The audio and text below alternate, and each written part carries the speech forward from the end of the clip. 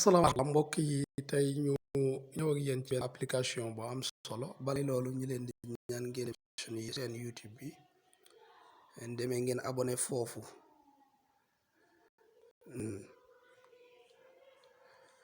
application bi da ngay dem Play Store mi ngi nii lii ngay bind remove unnecessary from photo lii ngay bind soo bindee moom moo nekk nii ci kaw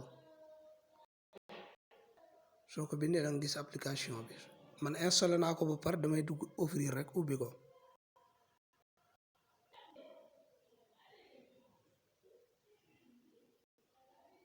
su ma ko ubbee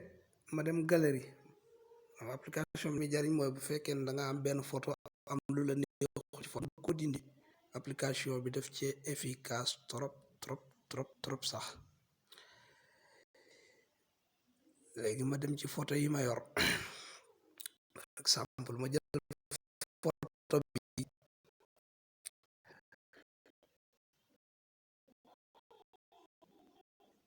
yàlla ma jëlee photo bi damay dem boros ma bës boros ma dem ci photo bi fi nga xam ne ki nga xam ne moom laa bëgg mu jóge ci photo bi teg sa loxo ba lépp rouge